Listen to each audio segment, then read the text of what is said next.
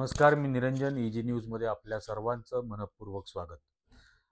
हा video easy न्यूजच्या सर्व दर्शकांसाठी आहे आणि कारण बऱ्याच कॉमेंट्स रिसेंटली ज्या होत आहेत त्या मी वाचतोय आणि खूप जणांच्या मनामध्ये काही प्रश्न आहेत, काही संभ्रम आहेत. खूप जण सपोर्ट व्यक्त करत आहेत. काही जण जे या लो आय क्यू बुलडोझर मी ज्यांना म्हणतो, बिंडोक संघाचे अंधभक्त बैल, ते त्यांच्या पद्धतीने त्यांचे जे संस्कार आहेत त्यांच्या आईवडिलांनी त्यांच्या संघाने त्यांच्यावर केलेले त्याप्रमाणे बोलतात. अ, आता माझं असं पहिले त्यांना काही सांगायचं आहे, की म्हणजे एकाने असं लिहिलं, की या टकल्याचा तर गेमच होणार. याला 100% याचा गेम होणार. तर ठीक आहे. आणखीन एकाने लिहिलं, की तुम्ही हे नुसती बडबड करता याचा काय उपयोग आहे? भगतसिंगांनी काय बडबड केली होती का? महात्मा गांधींनी काय बडबड केली होती का? त्यांनी ते जर उपोषणाला बसले, मग तुम्हीही बसा उपोषणाला वगैरे, वगैरे. तर काही गोष्टी मला सांगायच्या आहेत आणि बरेच जण ओळखत नाही म्हणजे मूळची माझी पार्श्वभूमी काय वगैरे. तर त्यामुळे मला त्यांना मुद्दामून या गोष्टी सांगायच्या आहेत, की अ, हे जे याच्यावरती YouTubeवर मेसेज करून म्हणतात, की तुझा गेम होणार आहे. मला असे फोन पण येतात आणि आत्ता येत नाहीयेत. हे 2014-15 पासून येत आहेत. तर माझ्यावर हल्ले करण्याचे पण प्रकार झालेले आहेत. ज्यावेळेला न्यायमूर्ती लोयांच्या खुनाचं संपूर्ण इन्व्हेस्टिगेशन मी केलं आणि ती सगळी बातमी सर्वात पहिल्यांदा ब्रेक केली. त्यासाठी मला माझी नोकरीसुद्धा सोडावी लागली होती. अ, कारण मी ज्या माध्यमात काम करत होतो तेच बिचकले ती छापायला. आणि पण नंतर कॅरेव्हॅन मॅगझिनची लोकं तयार झाली आणि तिथून न्यायमूर्ती लोयांच्या खुनाची बातमी निरंजन टकलेनी मी ब्रेक केली.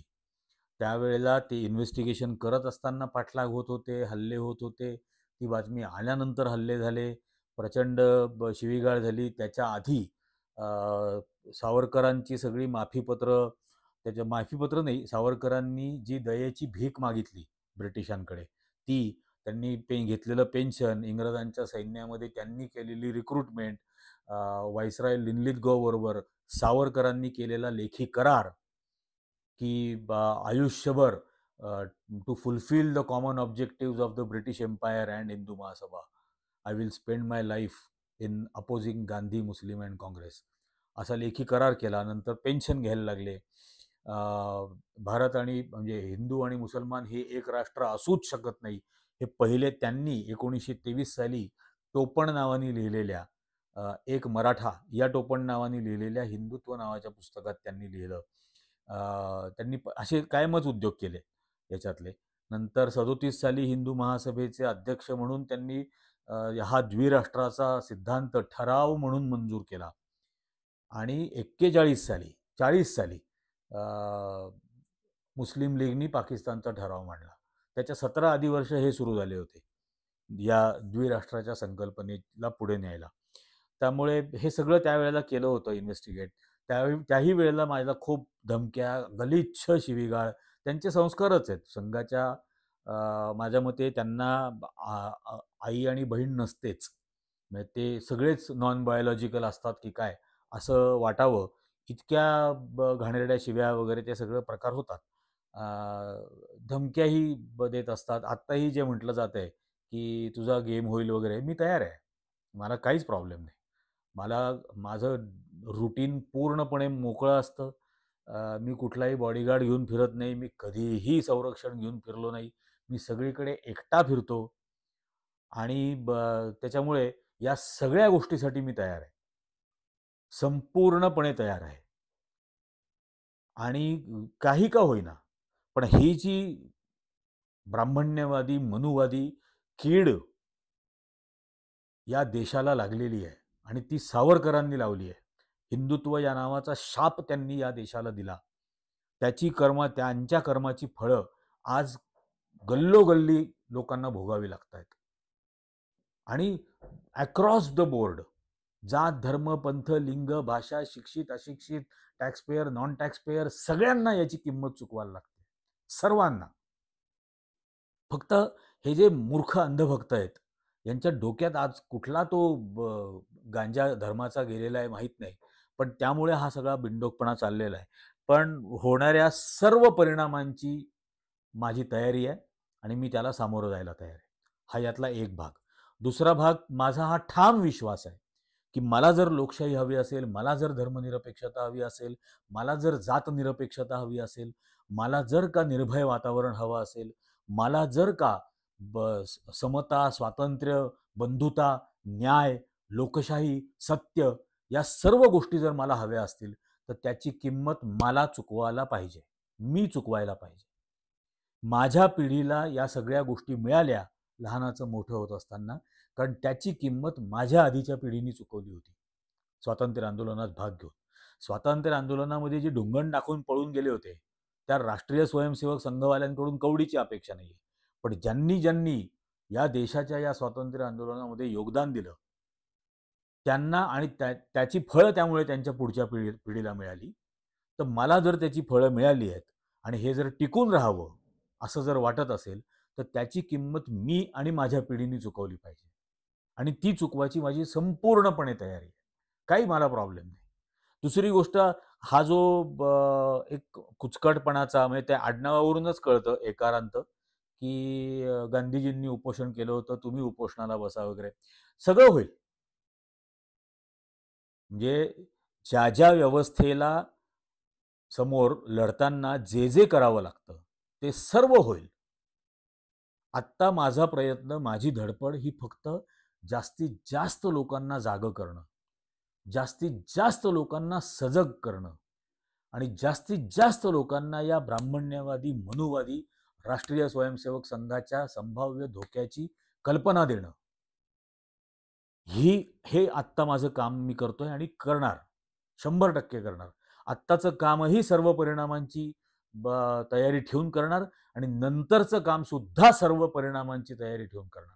यात काहीही शंका नाही. हे जे ईव्हीएम बीएम बद्दल चाललेलं आहे, म्हणजे मी स्वतः त्याच्यावरती आत्तापर्यंत 4-5 व्हिडिओ केले. याचं कारण काय?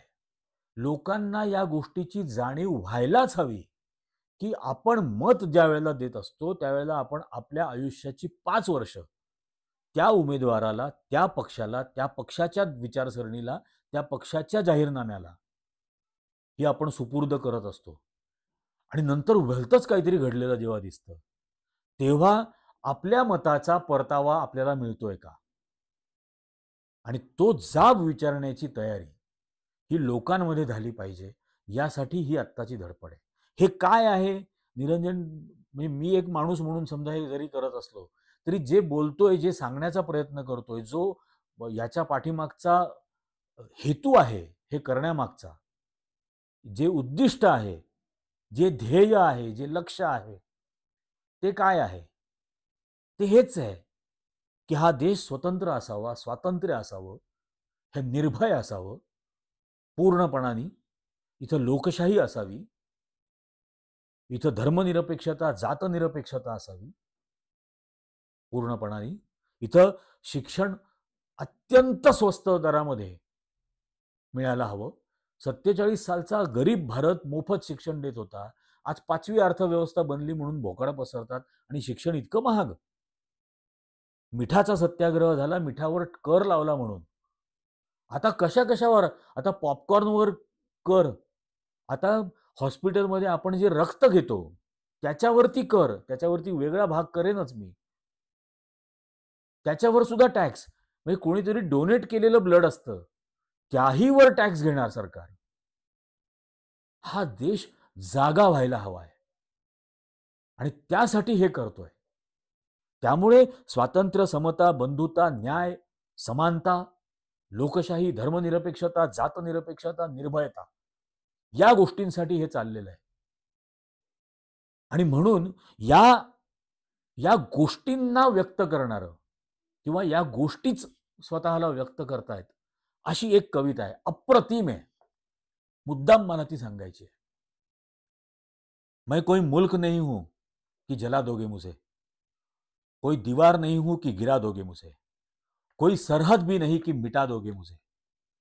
यह जो दुनिया का पुराना नक्शा मेज पर तुमने बिछा के रखा है, इसमें कावाक लकीरों के सिवा कुछ भी नहीं है। तुम मुझे इसमें कहां ढूंढ रहे हो? मैं एक अरमान हूं दीवानों का, सख्त जा ख्वाब हूं कुचले हुए इंसानों का। लूट जब हद से सिवा हो जाती है, जुल्म जब हद से गुजर जाता है, मैं अचानक किसी कोने में नजर आता हूं, किसी सीने से उभर आता हूं। आज से पहले भी मुझे तुमने कहीं देखा होगा, कभी मशरिक में, कभी मगरिब में, कभी शहरों में, कभी गांवों में, कभी बस्ती में, कभी जंगल में। मेरी तारीख ही तारीख है, जुग्राफिया कोई भी नहीं है, और तारीख भी ऐसी जो पढ़ाई तो नहीं जा सकती, लेकिन लोग छुप छुप कर पढ़ते जरूर है। कि मैं गालिब कभी मगलूब हुआ, कातिलों को कभी सूली पे चढ़ाया मैंने, और कभी आप ही मंसूब हुआ। फर्क इतना है कि कातिल मेरे मर जाते हैं, मैं न मरता हूं न मर सकता हूं। त्यामुळे हे हे ते धैर्य आहे जे म्हणतंय मैं न मरता हूं न मर सकता हूं। ही ती धर्मनिरपेक्षता आहे, ही ती जातनिरपेक्षता आहे, हे ते प्रेम आहे, हा तो बंधुभाव आहे, ही ती समता आहे, हा तो न्याय आहे, ही ती निर्भयता आहे, जी सतत म्हणत राहिली पाहिजे की मैं न मरता हूं न मर सकता हूं। आणि त्यासाठी हे चाललेलं आहे। इथं पैसे कमावणे वगैरे हा बिलकुल हेतू नाहीये याच्यातला। खूप पैसे कमावण्याची संधी होती। फडणवीसला विचारा, किती 100 कोटी मला मिळाले असते। त्या अमित शहाला विचारा, जो त्या न्यायमूर्तीला 100 कोटीची लाच त्यांच्या वतीनं ऑफर केली जात होती। त्या न्यायमूर्तीने ती 100 कोटीची लाच नाकारली, न्यायमूर्ती लोयांनी, याच तत्वांसाठी। कारण ही तत्व ना मरतात ना मारले जातात, त्यासाठी त्यांनी ते नाकारले, मीही नाकारलं। असल्या फालतू गोष्टींसाठी नाही चाललेलं आहे। माझ्या 2 वेळच्या पोटापाण्याची व्यवस्था आहे, आणि तरीही तीही काढून घेतली तरीही सर्व परिणामांना सामोरं जायची माझी तयारी आहे। त्यामुळे या व्यतिरिक्त ज्यांना व्हिडिओ आवडतात, जे त्याच्यावरती व्यक्त होतात, त्यांच्याहीसाठी मला हेच सांगायचं आहे की ही जी भावना आहे ही खूप पक्की ठेवा। हा देश स्वतंत्र झाला, हा असा आपोआप नाही झाला। हा 90% निरक्षरांचा देश होता, हा 90% दरिद्री लोकांचा देश होता, आणि ते अर्ध्या जगावर साम्राज्य करणाऱ्या इंग्रजांच्या विरोधात उभे राहिले।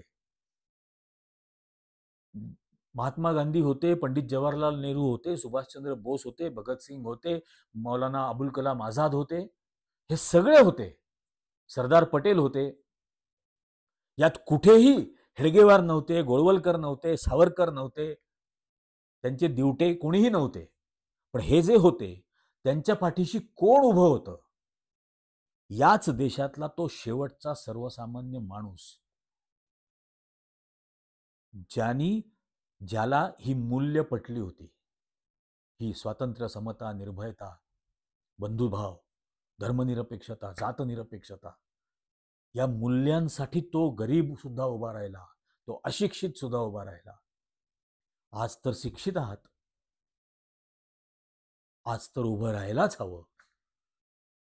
त्यामुळे हे काय होईल काय होईल, 100% होईल। हा देश कर्मदरिद्री लोकांचा देश नाहीये, हा कर्तृत्ववान लोकांचा देश आहे। आणि ती कर्तृत्ववान लोक, ज्यांचा स्वतःच्या कर्तृत्वावर विश्वास आहे, ते त्यांच्या त्यांच्या परीनं 100% योगदान देतील आणि 100% बाहेर पडतील। या सगळ्या मूल्यांचा खून व्हायला निघालाय, अशा परिस्थितीत सगळेजण बाहेर येतील। कोणाच्याही हाकेची वाट बघू नका, ना राहुल गांधींच्या, ना शरद पवारांच्या, ना उद्धव ठाकरेंच्या, ना बाळासाहेब आंबेडकरांच्या, ना निरंजन टकलेच्या। ही फारच छोटा आहे। तुमच्या आत्म्याला विचारा की या सर्व जो विनाश चाललेला आहे, याचा प्रतिकार करायला तुम्ही तयार आहात का? तरच आपली मुलं, आपल्या मुली या सुरक्षित, निर्भय, सुशिक्षित आणि एका सभ्य समाजामध्ये लहानाचे मोठे होतील. विकृत समाजाच्या हवाली आज जे भाजप करू पाहते किंवा संघ करू पाहते तसं होणार नाही. हे तुम्ही तुम्हाला प्रश्न विचारा. तुम्हाला काय वाटतं हे खरंच नक्की सांगा. खाली कॉमेंट्समध्ये करून सांगा. आजच्या इजी न्यूजच्या भागात इतकंच. इजी न्यूजचे व्हिडिओज जास्तीत जास्त लोकांपर्यंत पोहोचवा. जास्तीत जास्त लोकांना लिंक शेअर करा, सबस्क्राईब करायला सांगा, जास्तीत जास्त जण लाईक करा. शेवटी जसं मी कालही म्हटलं होतं, हा सत्याचा लढा आहे. हा सत्याग्रह दारादारात घराघरात आपल्याला न्यायचा आहे. धन्यवाद.